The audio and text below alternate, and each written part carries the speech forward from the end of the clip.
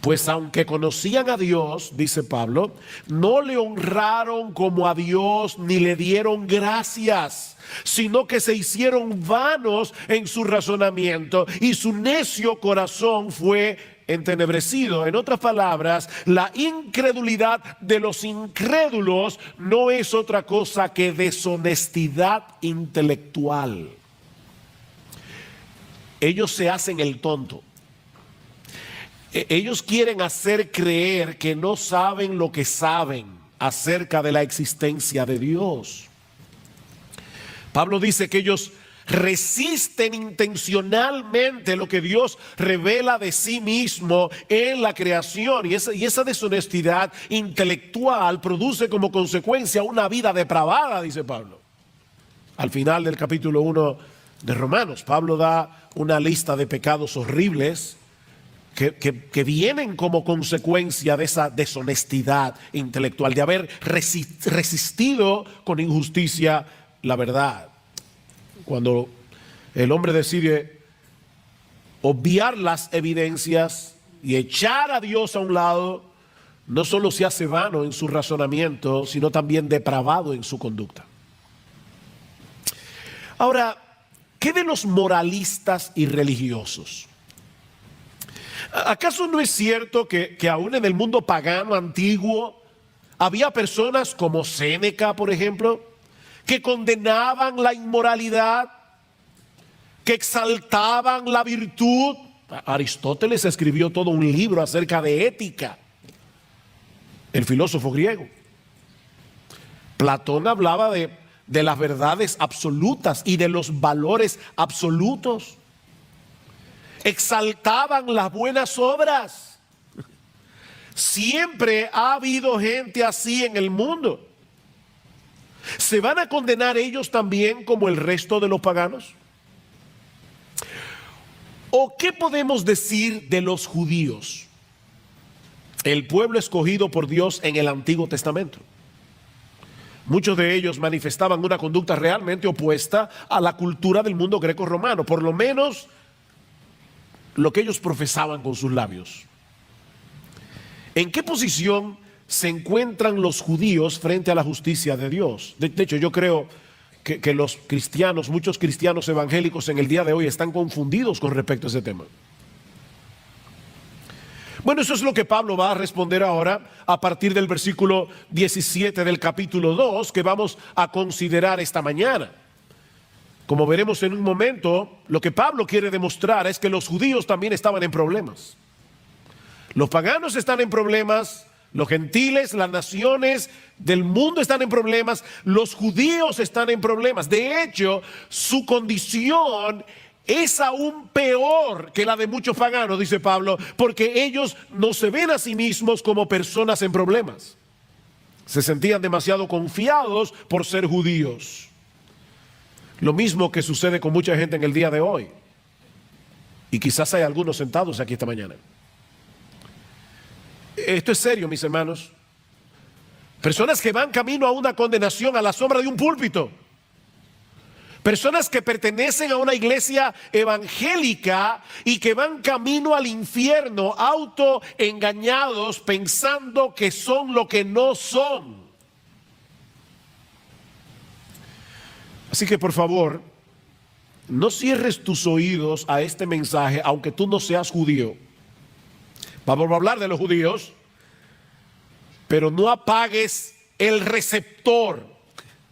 No lo apagues, pensando que Pablo está abordando un tema aquí que no tiene que ver con nosotros en el día de hoy, porque lo que Pablo señala de los judíos en este pasaje que vamos a estudiar de Romanos 2 es un problema bastante común.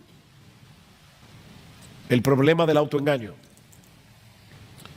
Mucha gente se engaña a sí mismo en lo que respecta a su verdadera condición espiritual. Y es por eso que nosotros encontramos tantas advertencias en el Nuevo Testamento con respecto al autoengaño. Yo creo que pocos pasajes del Nuevo Testamento son tan aterradores Como las palabras del Señor Jesús en Mateo capítulo 7, versículo 21. No todo el que me dice Señor, Señor, entrará en el reino de los cielos, sino el que hace la voluntad de mi Padre que está en los cielos. Muchos me dirán en aquel día, no pocos, Señor, Señor, no profetizamos en tu nombre, y en tu nombre echamos fuera demonios, y en tu nombre hicimos, otra vez, muchos milagros. ¿Ustedes se imaginan eso? Personas que profetizan, que aparentemente tienen la capacidad de echar fuera demonios, que hacen muchos milagros.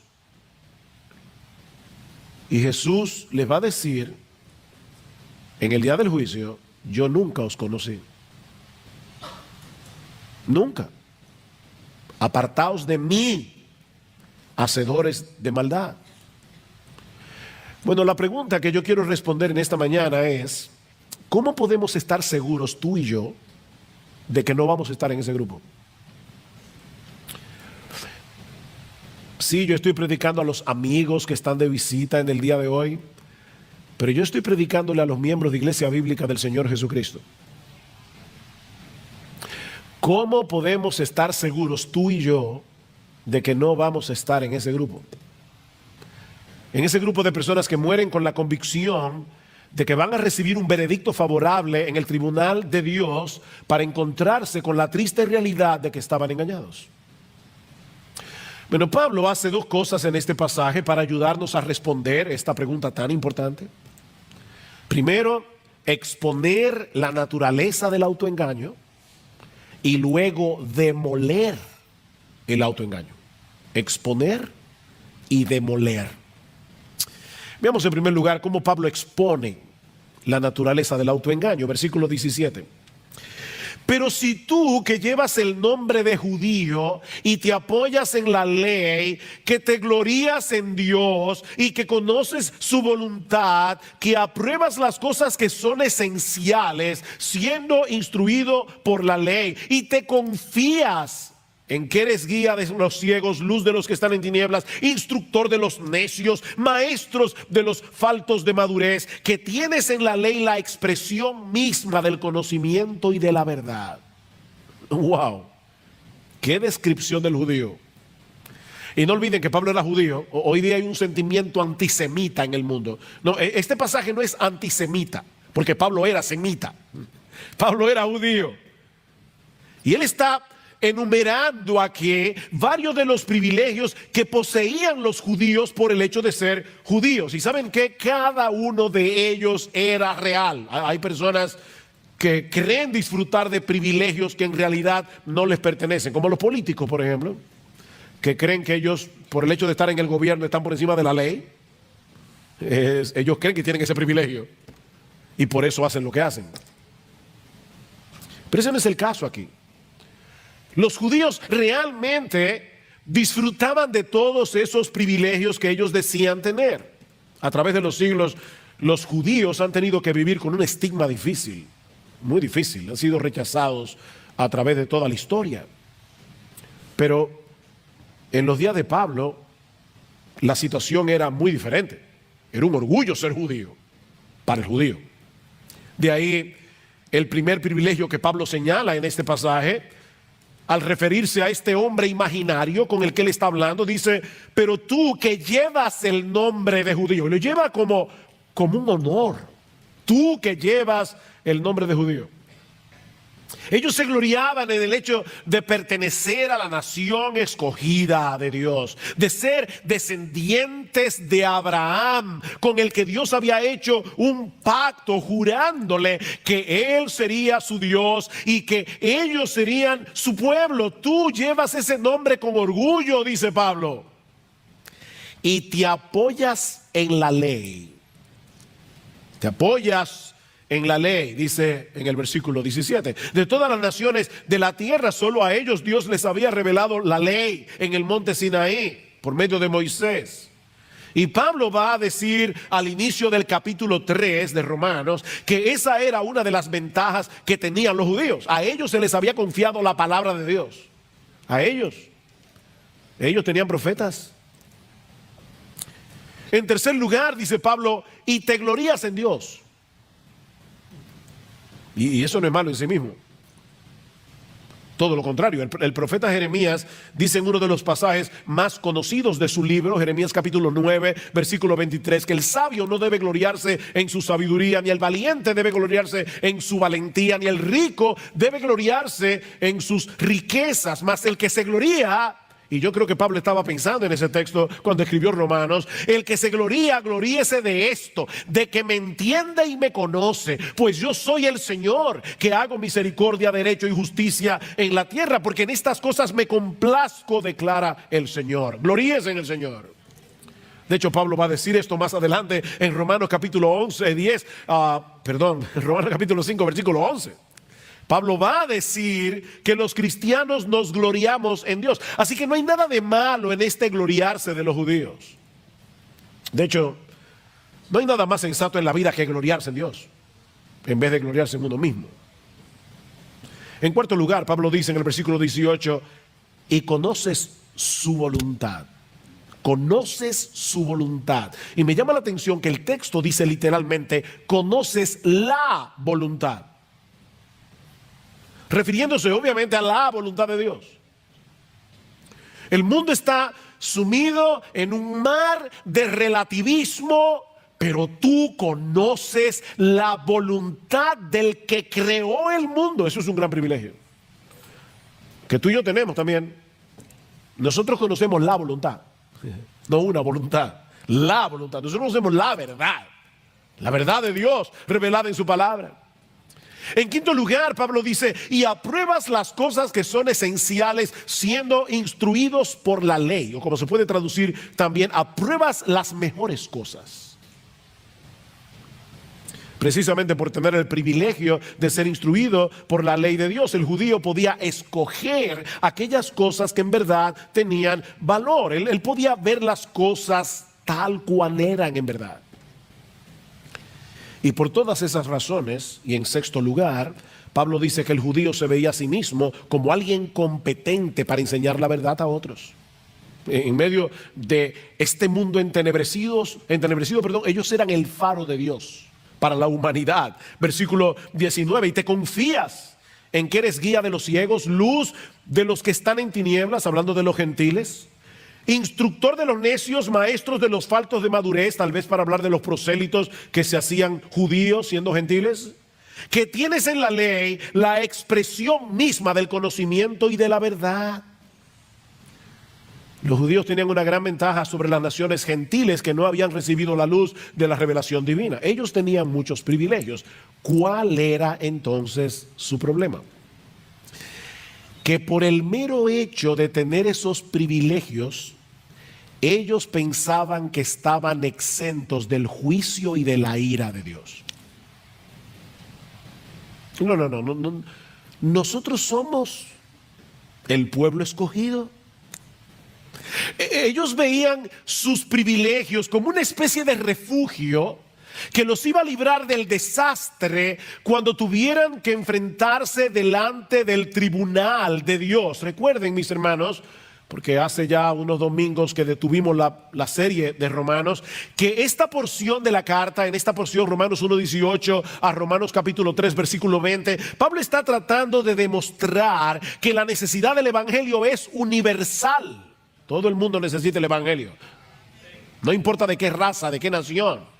Es como si Pablo hubiese dejado en suspenso lo que él dice en Romanos capítulo 1 versículos 16 y 17. El evangelio, no me avergüenzo del evangelio porque es poder de Dios para salvación al judío primeramente y también al griego, porque en el evangelio la justicia de Dios se revela por fe y para fe, como está escrito, el justo por la fe vivirá. Pablo ha declarado eso en Romanos 1, 16 y 17, y ahora deja esa declaración declaración en suspenso para volverla a tomar en Romanos capítulo 3 versículo 21. Noten que Pablo comienza ese texto diciendo: pero ahora, aparte de la ley, la justicia de Dios, recuerden, la justicia de Dios se revela en el Evangelio, la justicia de Dios ha sido manifestada, atestiguada por la ley y por los profetas. ¿De qué justicia está hablando Pablo aquí? Él dice, es decir, te lo explica él mismo, la justicia de Dios por medio de la fe en Jesucristo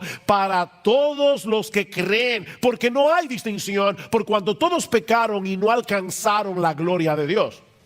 Romanos 1, 16 y 17, el Evangelio revela la justicia de Dios. Romanos 3, 21, Pablo retoma el tema. Así que Romanos 1, 18 a Romanos capítulo 3, versículo 20 es como el jamón del sándwich, donde Pablo quiere mostrar por qué todos necesitamos ese evangelio. Judíos y gentiles. Judíos y gentiles. Todos tenemos problemas con la justicia de Dios, incluyendo a los judíos a pesar de sus privilegios.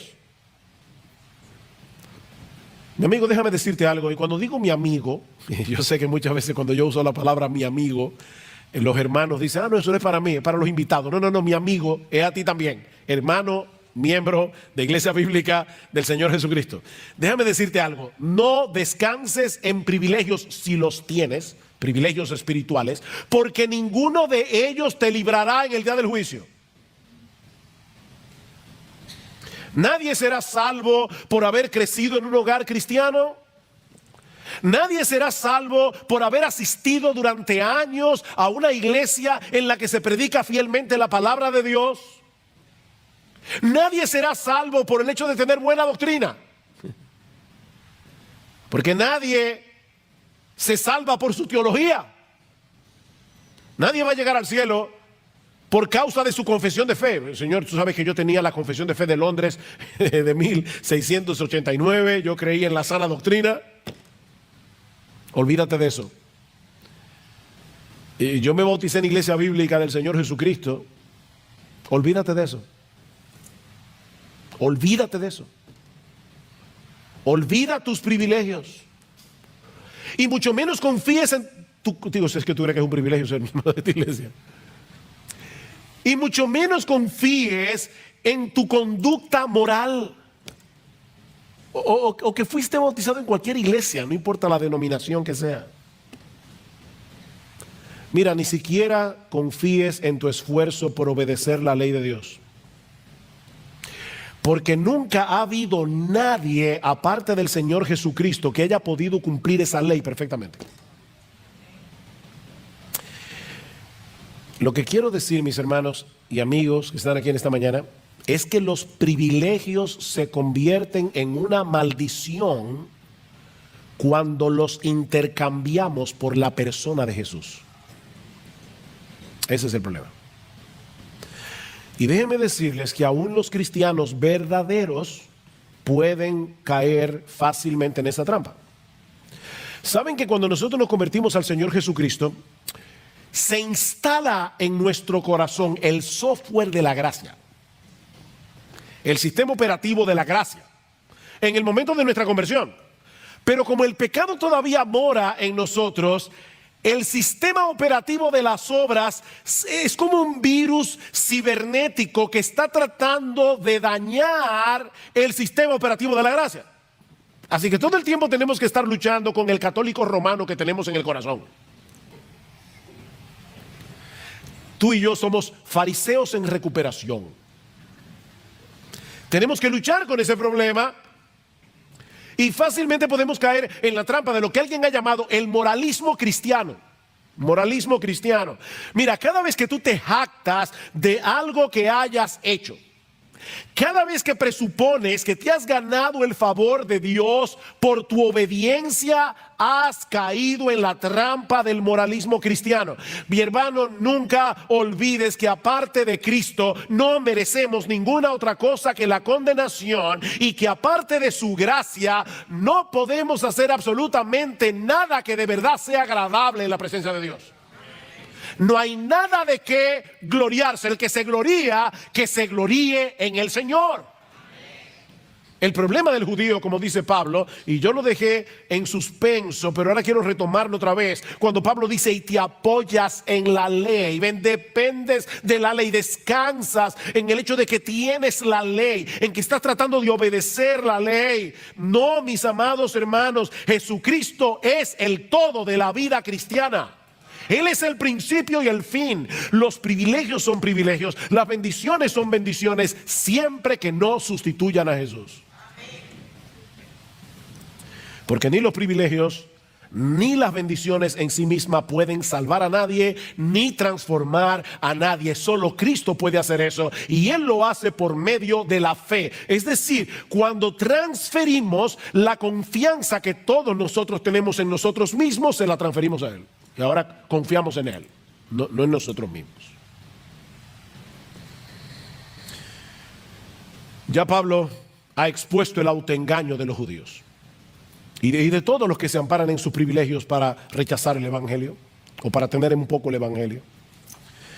Pero ahora Pablo va a tratar de demoler, de autodestruir ese autoengaño a través de preguntas retóricas. Ahora tenemos a Pablo el fiscal. El autoengaño demolido. Hace unos domingos atrás consideramos en 2 mensajes los primeros 16 versículos del capítulo 2 que anteceden al pasaje que estamos estudiando hoy. Y una de las enseñanzas que nosotros extrajimos de ese pasaje es que si bien es cierto que la salvación es por la fe y no por obras, recuerden, mis hermanos, que lo que será juzgado en el día del juicio son las obras que evidencian la realidad de la fe. ¿Recuerdan eso? Versículo 5, Pablo dice, mas por causa de tu terquedad, está hablando allí de los moralistas, y de tu corazón no arrepentido, estás acumulando ira para ti en el día de la ira y de la revelación del justo juicio de Dios, el cual pagará a cada uno conforme a sus obras. La salvación es por la fe, el juicio es por las obras. Déjeme aclarar eso por si acaso alguien se olvidó ya de lo que predicamos hace varios domingos. Por ejemplo, definitivamente nadie se va a salvar por obedecer los mandamientos. Eso lo sabemos todos. Pero todo aquel que ha sido salvado por Cristo, dice la misma carta a los romanos en Romanos 6, Romanos 7, Romanos 8, que todo aquel que es salvado por Cristo es capacitado por el Espíritu de Dios que ahora mora en nosotros para obedecer a Dios sinceramente, aunque nunca podamos hacerlo perfectamente. El que me ama, mi palabra guardará. ¿Recuerdan? Si me amáis, guardad mis mandamientos, dice el Señor en Juan capítulo 14. Esa obediencia movida por la gratitud, no por un deseo servil y temor servil de que si yo no hago esto me va a partir un rayo. No. La obediencia movida por la gratitud, la obediencia movida por el deseo de que Dios sea glorificado en mi vida, es una evidencia de que somos salvos. Pero estos judíos de los que Pablo está hablando aquí y de todos los que son como ellos, se gloriaban en el hecho de tener la ley y de enseñársela a otros, pero al mismo tiempo ellos desobedecían esa ley de diversas maneras. Vean el versículo 21. Aquí comienza el fiscal, la fiscalía. Tú pues que enseñas a otro, ¿no te enseñas a ti mismo? ¡Pum! Sí. Primer misil. Miren, este es un pecado muy común. El decir a otros lo que deben hacer y con insistencia. Cuando nosotros mismos vivimos por estándares muy inferiores. Eso fue lo que el Señor Jesucristo señaló de los escribas y fariseos en su famoso discurso de Mateo 23. ¿Recuerdan lo que les dice el Señor? En la cátedra de Moisés se sientan los escribas y los fariseos. Así que todo lo que os digan que guardéis, guardadlo y hacedlo. Ellos enseñan la sana doctrina. Son ortodoxos en su enseñanza. Mas no hagáis conforme a sus obras, porque dicen y no hacen. porque atan cargas pesadas y difíciles de llevar y las ponen sobre los hombros de los hombres, pero ellos ni con un dedo quieren moverlas. ¿Ven el problema? En otras palabras, ellos enseñan la doctrina correcta, pero son unos hipócritas, porque no ponen en práctica las mismas cosas que ellos le dicen a otros que deben hacer. Hoy es el Día de los Padres. Lo siento, padres, pero déjenme decirles algo. Yo creo que los padres somos muy vulnerables a caer en ese pecado cuando instruimos a nuestros hijos. De verdad, piensa en todo lo que tú le demandas a tus hijos. Que obedezcan a la primera voz. ¿No es así? No, que me obedezcas, que me hagas caso. Sobre todo, que me honres porque soy tu papá. Y muy bien, los hijos deben aprender a obedecer, los hijos deben aprender a honrar a sus padres. Ahora yo te pregunto, y es una pregunta que me hago yo mismo también, es un autoexamen para todos. ¿Tenemos nosotros los padres esa misma diligencia para obedecer y honrar a nuestro Padre Celestial? Es muy fácil decirle a los hijos, haz esto, haz aquello. ¿Qué tan serio nosotros tomamos la lectura regular de la Biblia para aplicar en nuestras vidas las cosas que leemos en su palabra? O sea, hay dos preguntas aquí. ¿Qué tan en serio tú tomas la lectura regular de la Biblia? Porque eso es escuchar a tu padre. Tú le dices a tus hijos, tú no le dices a tus hijos, oye, que me oigas. A veces tú le estás hablando a tus hijos y ellos están con un celular. ¿Ha pasado eso? Y tú le dices, no, apaga el celular y escúchame. Yo a veces me imagino a Dios diciendo lo mismo. Que apague el celular ese y que me escuche. Y Él habla a través de su palabra. Entonces nosotros le decimos a nuestros hijos, escúchame. Y Dios te dice, sí, escúchame. Que yo soy tu padre, escúchame. Y no me escuches simplemente para decir que hiciste el devocional. Escúchame para hacer lo que leíste. Escúchame. Dice Martin Lloyd-Jones, hablando de este problema, cuando lees tu Biblia día tras día, ¿te aplicas su verdad a ti mismo? ¿Qué pretendes cuando lees la Biblia? ¿Solo tener conocimiento de ella para después mostrar a los demás lo mucho que sabes y para tener argumentos para discutir? ¿O realmente quieres aplicar su verdad a ti mismo? Y ahora dice Martin Lloyd-Jones, mientras leas, háblate a ti mismo y dile a tu alma, esto es para mí. Permite que la Escritura te examine. Si no lo haces, puede ser muy peligroso. Me llamó la atención esto último que dice Lloyd-Jones. En un sentido, mientras más conoces de la Biblia, más peligro corres si no te la aplicas a ti mismo. ¿Se dan cuenta que ese problema no era solo de los judíos? Antes de que intentemos aplicar la Biblia a otros, debemos comenzar con nosotros mismos. Pero estos judíos en su hipocresía se contentaban con tener la ley, enseñársela a los demás, aunque ellos mismos la desobedecían. Y Pablo da 3 ejemplos de esto. Versículo 21. Tú que predicas que no se debe robar, ¿robas? Usted ve, pastor, ahí sí yo me siento libre. Robar. Miren, hay que ser muy sinvergüenza para uno decir claramente que está a favor del robo. Todo el mundo pretende ser una persona honrada. Y yo creo que es una de las cosas que la gente más dice. Yo soy una persona honrada. Pero déjame decirte que hay muchas formas de robar. No declarar todos nuestros ingresos a la hora de pagar los impuestos es un robo. Es un robo al gobierno.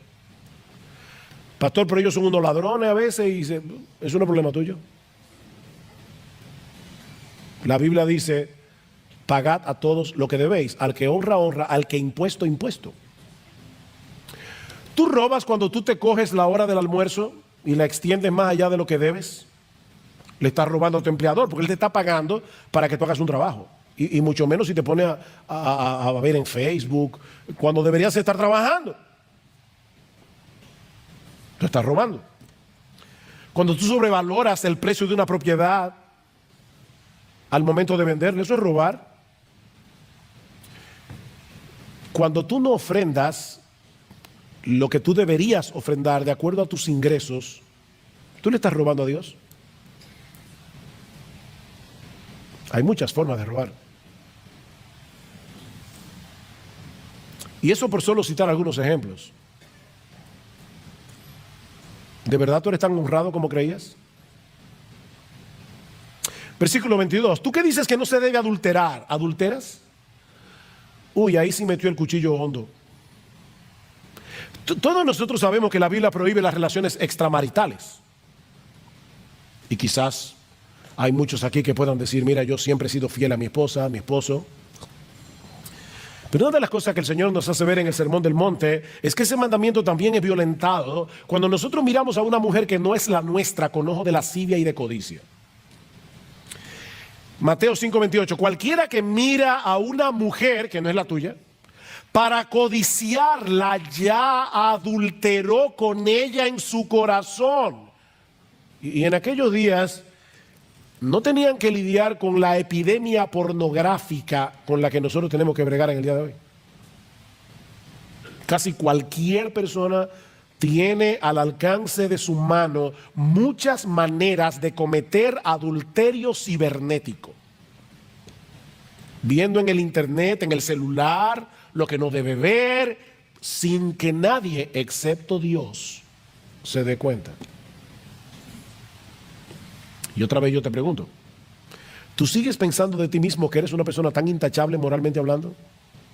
¿Y que no necesitas del Evangelio? O sea, tú nunca has codiciado tener lo que otro tiene. Ni nunca se te han ido los ojos detrás de una mujer que no es la tuya. Nunca. El tercer ejemplo que usa Pablo en el versículo 22 es un poco complicado, es más difícil de entender. Dice, ¿tú que abominas de los ídolos saqueas templos? Los judíos en el Antiguo Testamento tenían muchos problemas con la idolatría hasta que Dios los envió cautivos a Babilonia. A partir de ese momento, cuando los judíos salieron de Babilonia, salieron hastiados de los ídolos y nunca más tuvieron problemas con la idolatría en un sentido literal. Ellos abominaban a los ídolos, ellos se burlaban de los gentiles que adoraban estatuas, que adoraban pedazos de madera como si fueran dioses. Fíjense que Jesús nunca acusó a los fariseos ni a los judíos de su tiempo de ser idólatras. Pero al mismo tiempo hay documentos de la época que revelan que los judíos no eran tan estrictos a la hora de utilizar los metales preciosos provenientes de templos paganos que habían sido saqueados. Y ellos decían, bueno, un ídolo no es nada en el mundo. Qué bueno que se libraron de adorar esas estatuas, ahora me la están vendiendo a mí. Y ellos tomaban el oro y la plata de esos templos saqueados, a pesar de que Dios en Deuteronomio capítulo 7 versículo 25 había dicho explícitamente que las esculturas de los dioses paganos debían ser quemadas en el fuego. Dice, no codiciarás plata ni oro de ellas para tomarlos para ti, para que no tropieces en ello, pues es abominación a Jehová tu Dios. Y aparentemente es de eso que Pablo está hablando aquí. Digo aparentemente, yo no quiero ser dogmático, pero es la interpretación que más parece tener sentido. El punto es, mis hermanos, que de una forma o de otra, estos judíos de los que Pablo está hablando en este pasaje, se gloriaban de tener en sus manos la ley de Dios, de ser circuncidados, como veremos la semana que viene, de todos los privilegios que tenían por el hecho de ser el pueblo al que Dios había revelado su voluntad, pero no obedecían. Eran oidores olvidadizos. Mis hermanos, ¿de qué sirve tener la cabeza llena de conocimiento? ¿De qué sirve leer un montón de libros? ¿De qué sirve tener la cabeza llena de teología cuando no demostramos con nuestros hechos que realmente amamos a Dios y deseamos obedecer su palabra? Dice Pablo, tú que te jactas de la ley, versículo 23, violando la ley deshonras a Dios. ¿Se dan cuenta? Cuando violamos la ley de Dios, estamos deshonrando al Dios de la ley. Por eso cuando amamos la ley de Dios, estamos amando al Dios de la ley. Oh, cuánto amo yo tu ley. Fíjense que el salmista no dice cuánto amo yo la ley. Él no era un legalista. Es cuánto amo yo tu ley. Porque es tu ley, porque salió de tu corazón, porque revela lo que tú quieres para mí. Yo amo tu ley. Dice Pablo en Romanos capítulo 7. Yo me deleito en el hombre interior, en la ley de Dios. Yo me deleito en la ley de Dios. La ley es un deleite para mí. Es la voluntad de mi Padre que está en los cielos.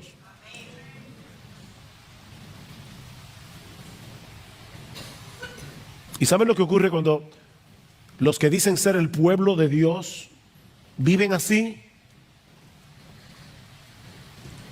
Que hacen que el mundo juzgue mal a Dios por su culpa. Dice el versículo 24, porque el nombre de Dios es blasfemado entre los gentiles por causa de vosotros, tal como está escrito. Pablo está mezclando aquí Isaías 52 capítulo 5 con Ezequiel capítulo 36 versículo 20 al 23, y está uniendo esos dos textos para mostrar probablemente que este patrón de hipocresía no era nuevo en el pueblo de Israel.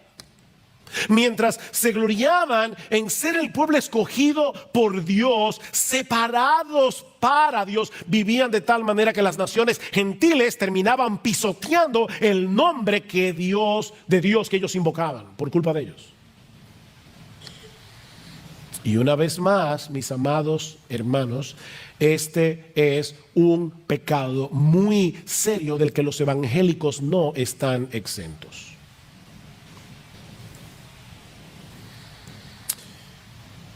Otra vez dice Martin Lloyd-Jones, no podemos culpar al mundo incrédulo cuando juzga a Cristo y al cristianismo por lo que ven en los miembros de las iglesias. Después de todo, así como piensan los incrédulos, después de todo, ¿de qué sirve un Cristo que no transforma a nadie? Porque él dice ser cristiano. Yo no veo su cristianismo en su conducta, en sus decisiones, en sus valores, cómo se visten. Déjame hacerte una pregunta. ¿Qué piensan acerca de Cristo las personas que te conocen íntimamente? Las personas que están a tu alrededor. Porque nosotros decimos que Él es un gran salvador, que nos ha salvado de nuestros pecados, nos ha rescatado. Ahora, ¿es eso evidente para ellos cuando te ven a ti o cuando me ven a mí? No porque vivamos una vida perfecta, sino porque vivimos una vida coherente. No es de perfección que estamos hablando aquí, es de coherencia. Es de coherencia. Aquel que ha sido salvado del pecado al precio de la muerte de su Salvador debería demostrarlo delante de todos, tomando en serio el pecado aun cuando peca. Porque los creyentes pecan. Y yo no sé si tú lo sabías. Pero el creyente toma el pecado en serio. Hasta cuando peca, el creyente debe ser reconocido porque es un hombre, es una mujer que vive una vida de arrepentimiento todo el tiempo. Y que sabe pedir perdón cuando se da cuenta de que su conducta pecaminosa ha afectado a alguien. Es una persona que se arrepiente delante de Dios y delante de los hombres. Toma el pecado en serio.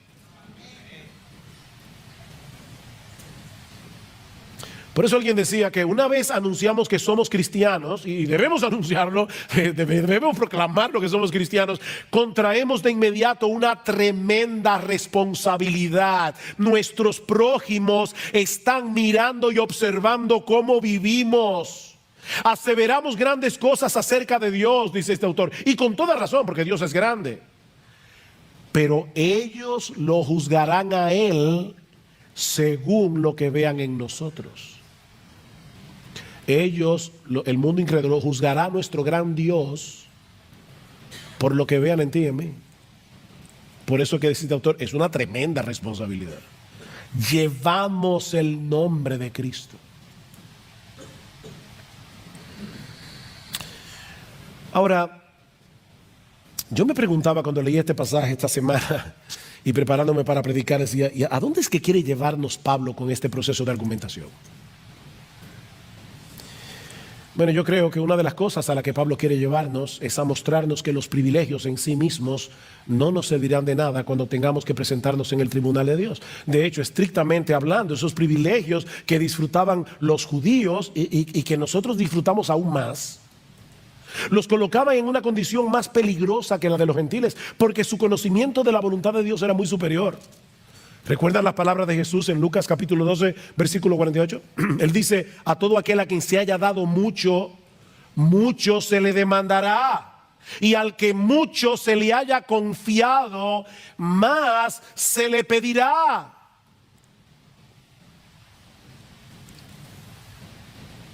Y si tú has tenido el privilegio de estar bajo la influencia del cristianismo, y voy a hablar como loco aquí, perdónenme porque voy a hablar como loco, como dice Pablo en 2 Corintios 11. Si tú has tenido el privilegio de estar en una iglesia en la que yo creo de verdad de corazón que se trata de predicar fielmente la palabra de Dios, si tú has tenido ese privilegio domingo tras domingo, año por año, tu responsabilidad es aún mayor que de la de los judíos de los que Pablo está hablando en este pasaje. No pienses ni por un momento que por haber nacido en un hogar cristiano, por tener una esposa cristiana, por haber asistido durante mucho tiempo a una iglesia donde se predica la palabra, o porque tienes un entendimiento bastante bueno de la sana doctrina, que tú tienes buena teología, no pienses ni por un momento que por eso tú vas a salir bien parado en el día del juicio. A menos que te ampares únicamente en Jesucristo y en su obra de redención para el perdón de sus pecados, ninguno de esos privilegios te servirá de nada cuando tengas que comparecer ante el tribunal de Dios.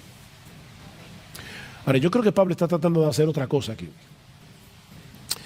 Pablo está tratando de librarnos, porque recuerden que esta es una carta que se escribió a cristianos de Roma en el primer siglo. Yo creo que Pablo también está tratando de librarnos para que no cometamos el error de confiar en nuestra profesión de fe en Jesucristo si somos una contradicción andante de esa fe que profesamos. Yo voy a repetir eso otra vez. Yo creo que Pablo también nos está librando de cometer el error de confiar en nuestra profesión de fe en Jesucristo si nosotros somos una contradicción andante de esa fe que profesamos. Muéstrame tu fe por tus obras, dice Santiago, y yo te mostraré mi fe por mis obras. Muéstrame tu fe sin tus obras, es lo que dice. Muéstrame tu fe sin obras. Yo creo. ¿Y dónde están las obras? Bueno, yo te voy a mostrar mi fe por mis obras.